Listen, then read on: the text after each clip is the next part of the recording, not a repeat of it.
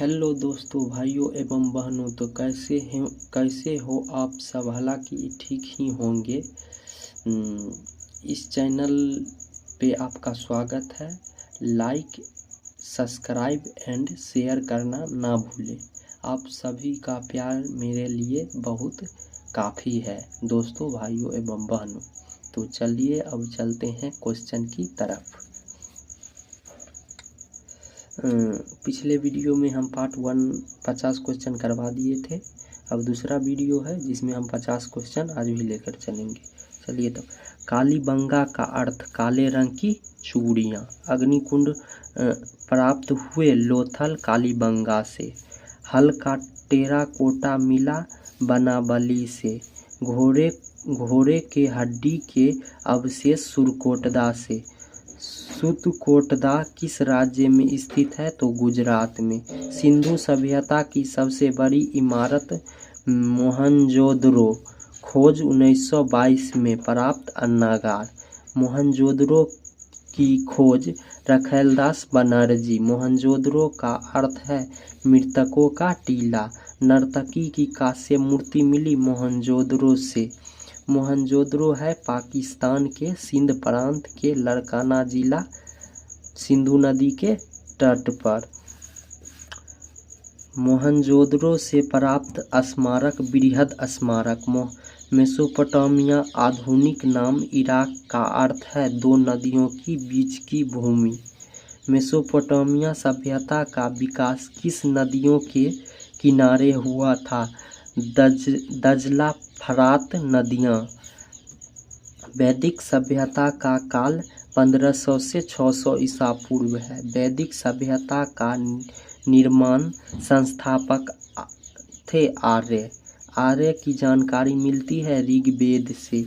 ऋग्वेद काल में आजीवन अविवाहित रहने वाली महिला को कहा जाता है अमाजु। ऋग्वेद काल में आजीवन अविवाहित रहने वाली महिला को कहा जाता है तो अमाजु। आर्य भारत आए 1500 ईसा पूर्व से पहले। आर्य पहले बसे पंजाब एवं अफगानिस्तान में। आर्य का मूल निवास स्थान मध्य एशिया। आर्य का मुख्य व्यवसाय पशुपालन एवं कृषि। आर्य की भाषा पेय पदार्थ थी संस्कृत सोमरस। आर्य के प्रिय पशु देवता थे घोड़ा और इंद्र। आर्य का समाज था पितृ प्रधान। आरंभिक वैदिक काल में वर्ण व्यवस्था आधारित थी व्यवसाय पर। वर्ण व्यवस्था किस पर आधारित थी? तो व्यवसाय पे। वेदों व वेदांगों की संख्या क्रमशः 4 और 6 है। 4 वेद ऋग्वेद, यजुर्वेद, अर्थवेद और सामवेद। 6 वेदों के अंग है शिक्षा, छंद, व्याकरण,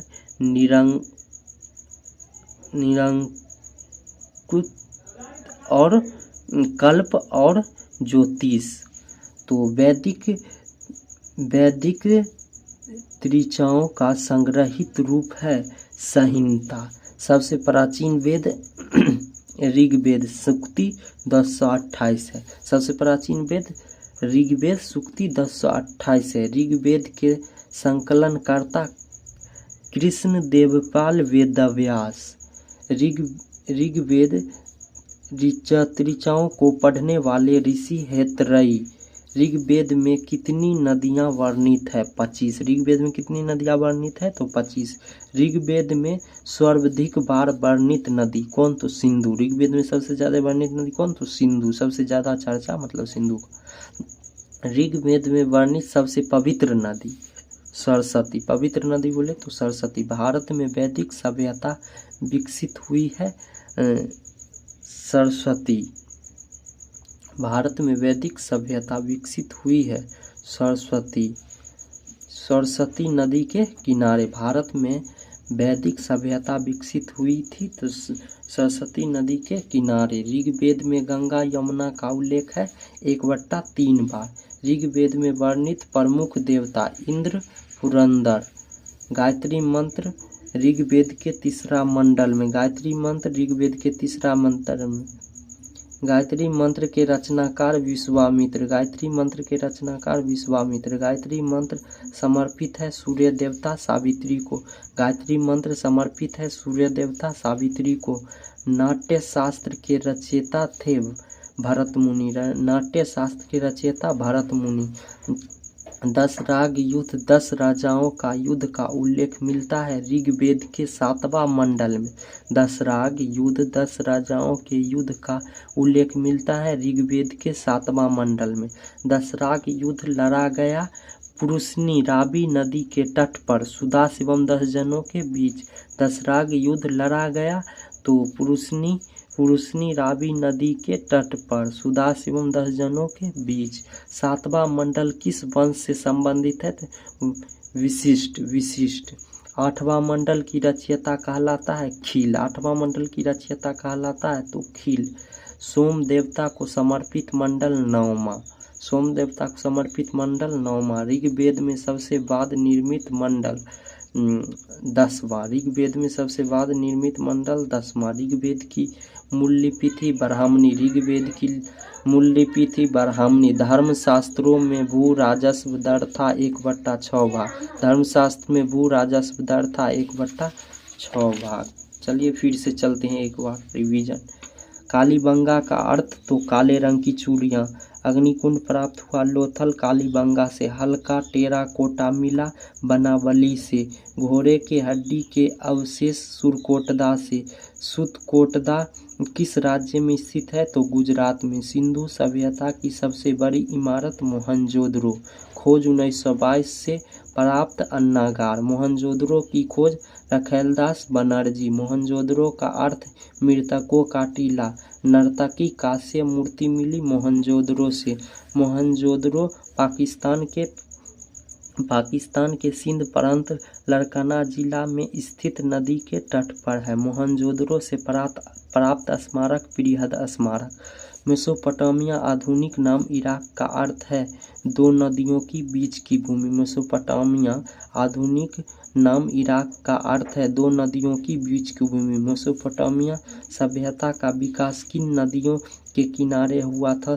दजला फरक्का नदी के किनारे। वैदिक सभ्यता का काल 1500 से 600 ईसा पूर्व। वैदिक सभ्यता का निर्माण संस्थापक आर्य की जानकारी मिलती है ऋग्वेद से।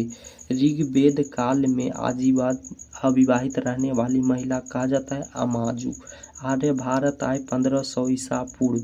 आर्य भारत आए 1500 ईसा पूर्व। आर्य पहले बसे पंजाब एवं अफगानिस्तान में। आर्य का मूल निवास स्थान मध्य एशिया। आर्य का मुख्य व्यवसाय पशुपालन एवं कृषि। आर्य की भाषा पेय पदार्थ थी संस्कृत एवं सोमरस। आर्य के प्रिय पशु देवता थे घोड़ा इंद्र।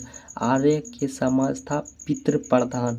आरंभिक वैदिक काल में वर्ण व्यवस्था आधारित थी व्यवसाय पर। वर्ण व्यवस्था किस पे आधारित थी? तो व्यवसाय पर। वेदों व वेदांगों की संख्या क्रमशः 4 और 6 है। 4 वेद ऋग्वेद, यजुर्वेद, अर्थवेद, सामवेद। 6 वेदांग। वेदांगों की अंग शिक्षा, छंद, व्याकरण, निरंकुश, कल्प, ज्योतिष। वैदिक ऋचाओं का संग्रह रूप है संहिता। सबसे प्राचीन वेद ऋग्वेद सूक्ति 1028 है। सूक्ति 1028। ऋग्वेद के संकलनकर्ता कृष्ण देवपाल वेदव्यास। ऋग्वेद ऋचाओं के पढ़ने वाले ऋषि हेतरई। ऋग्वेद में कितनी नदियाँ वर्णित है? 25। कितनी बार? ऋग्वेद में सर्वाधिक बार वर्णित नदी सिंधु। ऋग्वेद में वर्णित सबसे पवित्र नदी सरस्वती। भारत में वैदिक सभ्यता विकसित हुई थी सरस्वती। भारत में वैदिक सभ्यता विकसित हुई थी सरस्वती नदी के किनारे। ऋग्वेदिक में गंगा यमुना का उल्लेख 1/3 बार। ऋग्वेद में वर्णित प्रमुख देवता इंद्र पुरंदर। गायत्री मंत्र है ऋग्वेद के 3 मंडल में। गायत्री मंत्र के रचनाकार विश्वामित्र। गायत्री मंत्र समर्पित है सूर्य देवता सावित्री को। नाट्य शास्त्र के रचयिता भरत मुनि। 10 राग युद्ध 10 राजाओं का युद्ध का उल्लेख मिलता है ऋग्वेद के 7वां मंडल में पुरुषनी रावी नदी के तट पर। 7वां मंडल किस वंश से संबंधित है? विशिष्ट। 8वें मंडल की ऋचा कहलाती है खील। सोम देवता को समर्पित मंडल 9वां।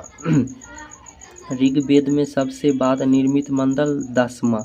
ऋग्वेद की मूल लिपि ब्राह्मणी।